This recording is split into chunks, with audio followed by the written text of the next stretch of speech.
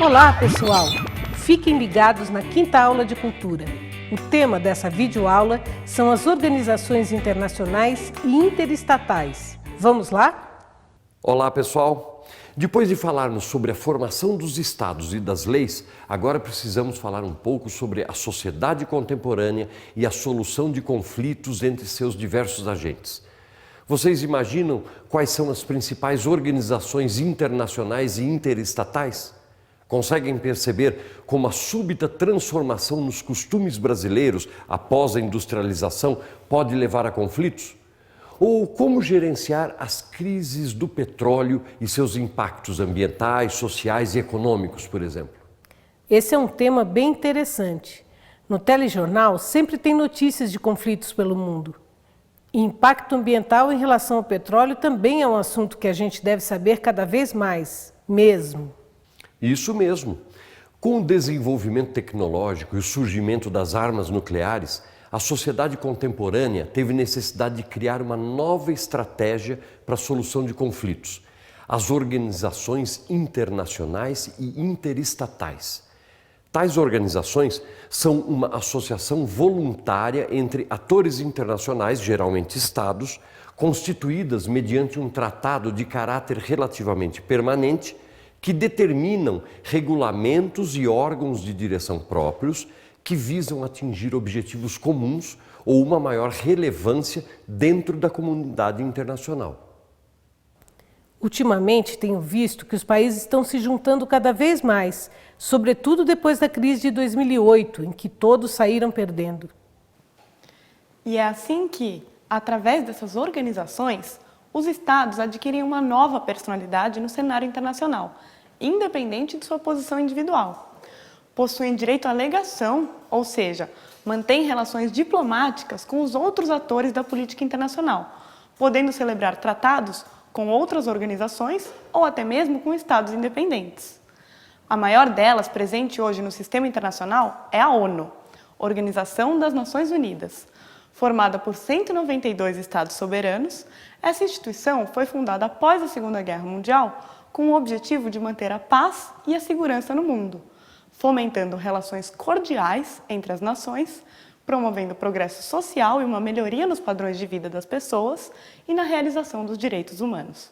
Há também organizações com objetivos mais específicos de sua região ou bloco. O Mercosul, por exemplo, é uma união aduaneira de livre comércio e política comercial comum entre 4 estados da América do Sul: Brasil, Argentina, Paraguai e Uruguai. Os objetivos do bloco são melhorar a posição relativa dos países membros na comunidade internacional por meio de um intercâmbio de mercadorias, tecnologias e profissionais, facilitando, reduzindo ou eliminando as taxas cambiais. Com a globalização, aumentou a circulação de produtos financeiros e, tendo como horizonte uma melhor inserção econômica no cenário internacional, consolidaram-se diversos blocos econômicos regionais, a exemplo do Mercosul.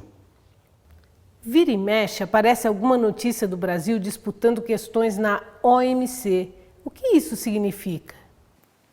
Yarita, quando o assunto são as organizações internacionais, temos mesmo que nos acostumar com o uso de um monte de siglas. A OMC, Organização Mundial do Comércio, é um tipo de organização diferente, já que tem como objetivo organizar o comércio internacional, criando regulamentos e proporcionando negociações entre seus 153 membros. Após as discussões, são assinados acordos a serem ratificados por seus parlamentos. Outros exemplos de organização são a OEA, Organização dos Estados Americanos, a ALCA, Área de Livre Comércio das Américas, a UE, União Europeia, e o BRIC, Bloco Econômico Formal, constituído por Brasil, Rússia, Índia e China, que vem se fortalecendo atualmente graças a seu destaque no cenário mundial pelo rápido crescimento de suas, ou melhor, nossas, economias. Mas esses arranjos internacionais são motivados também por outras razões, como os conflitos, não é mesmo, Arthur? Esses conflitos são ocasionados por diversos motivos: sociais, culturais, políticos, econômicos, ambientais, religiosos ou por uma mistura de alguns desses. São muitas vezes decorrentes dos processos históricos de invasão e ocupação de territórios. A construção política dos estados modernos ignorou a existência de etnias pré-existentes em certas regiões, como, por exemplo, aconteceu com o povo curdo, mais de 26 milhões de pessoas, que hoje em dia está distribuído entre 5 estados diferentes. A globalização e a transição dos países socialistas para a economia de mercado reforçaram os movimentos de afirmação étnica, enfraquecendo o papel centralizador e controlador do Estado. Existem muitas guerras na África justamente por essa razão, não é verdade? Depois que os colonizadores saíram, deixaram uma série de divisões entre terras e tribos que acabaram em guerras sangrentas que acontecem até hoje. Atualmente, a maior parte dos conflitos mundiais tem origens internas. Quem nunca ouviu falar das Farc? O conflito que acontece entre as Farc e as forças militares no território colombiano é de extrema importância no cenário internacional, mesmo sendo um conflito interno. Diferenças socioeconômicas transformam muitas vezes minorias étnicas em povos oprimidos, em virtude de sua baixa renda, como a Yarita estava dizendo que ocorre na África. Tais grupos passam então a lutar por seus direitos econômicos e sociais dentro de sua nação, gerando conflitos internos. E se a gente presta atenção, a coisa vai ficando ainda mais complexa. Questões religiosas e étnicas muitas vezes escondem os verdadeiros motivos de conflitos entre as nacionalidades, como na disputa pela região da Caxemira entre Índia e Paquistão, que está intimamente ligada à questão das fronteiras e limites, discutidas na aula 2 de cultura, ou na invasão dos Estados Unidos ao Iraque, ou no conflito entre Israel e Palestina. Um bom exemplo de questões religiosas, étnicas, econômicas e ambientais que resultam em conflitos são as crises do petróleo. A partir do século XIX, o petróleo se tornou um dos principais combustíveis da humanidade. Ele é um recurso natural abundante em apenas algumas regiões do globo, pois foi formado há milhares de anos a partir de substâncias orgânicas procedentes da superfície terrestre. Essa fonte energética passou a ser extraída com inúmeras finalidades. Tudo virou motivo para extrair petróleo, principalmente após o surgimento da indústria automobilística. Antes disso, a maioria dos países considerados hoje desenvolvidos havia iniciado sua industrialização baseada na presença do carvão mineral. Desde o início do século XX, os Estados Unidos e a Europa Ocidental possuíam as principais fábricas, enquanto a extração do combustível que lhes dava sustento, o petróleo, ficou encabeçada pelo quadrilátero árabe e pelo Golfo Pérsico. A relação entre esses dois campos passou então a ser estratégica, já que os centros mais importantes de consumo, localizados na Europa e Estados Unidos, dependiam economicamente da estabilidade dessa relação. A cada momento que tal relação se desestabilizou, ameaçada por golpes, guerras e revoluções, a economia mundial se desestabilizou junto. Então podemos dizer que ter reservas de petróleo é um dos principais motivadores de guerras? Sem dúvida, Yarita. E para se fortalecerem, os detentores dessas reservas também criaram uma organização. Foi em 1960, os 5 principais produtores de petróleo, Arábia Saudita, Irã, Iraque, Kuwait e Venezuela, fundaram a OPEP, a Organização dos Países Exportadores de Petróleo, como forma de reivindicar uma política de achatamento de preços praticada pelo cartel das grandes empresas petroleiras ocidentais, conhecidas como 7 Irmãs. Foi a primeira fase da crise do petróleo. A segunda crise ocorreu em 1956, após a nacionalização do Canal de Suez pelo presidente egípcio Gamal Nasser, até então propriedade de uma empresa anglo-francesa. A importância desse canal está em sua localização geográfica, pois é a única forma de se escoar a produção da região para os países ocidentais. Com o abastecimento de petróleo interrompido, o preço do barril subiu novamente. Ao travar uma guerra fulminante contra seus vizinhos árabes, a Guerra dos 6 Dias, Israel provocou, em 1967, a terceira crise do petróleo. Mas a pior delas foi em 1973, quando, Em protesto pelo apoio norte-americano a Israel durante a famosa Guerra do Yom Kippur, a OPEP subiu o preço do petróleo em mais de 300%. Essa última crise determinou uma mudança fundamental no conflito, que passou a se tratar de um enfrentamento entre os maiores produtores e consumidores do produto, e não mais entre os estados produtores e as multinacionais do petróleo. E os conflitos não pararam aí. A Revolução Xiita Iraniana de 1979 e a posterior guerra entre Irã e Iraque voltaram a repercutir no aumento do preço do petróleo, devido à desorganização do setor produtivo desses países.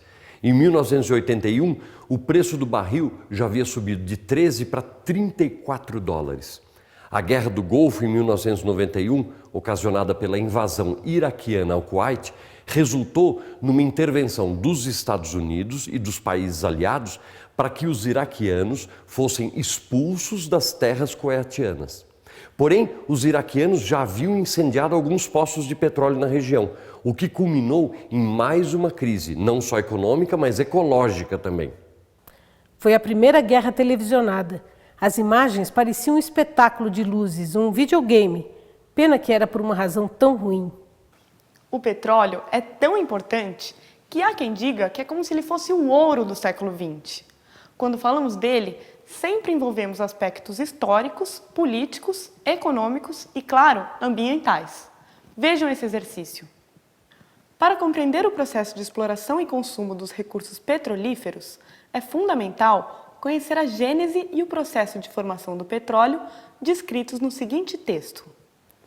O petróleo é um combustível fóssil, originado provavelmente de restos de vida aquática acumulados no fundo dos oceanos primitivos e cobertos por sedimentos. O tempo e a pressão do sedimento sobre o material depositado no fundo do mar transformaram esses restos em massas viscosas de coloração negra, denominadas jazidas de petróleo. As informações do texto permitem afirmar que a. O petróleo é um recurso energético renovável em curto prazo, em razão de sua constante formação geológica. B. A exploração de petróleo é realizada apenas em áreas marinhas. C. A extração e o aproveitamento do petróleo são atividades não poluentes, dada a sua origem natural. D. O petróleo é um recurso energético distribuído homogeneamente em todas as regiões, independentemente de sua origem. Ou E. O petróleo é um recurso não renovável em curto prazo, explorado em áreas continentais de origem marinha ou em áreas submarinas.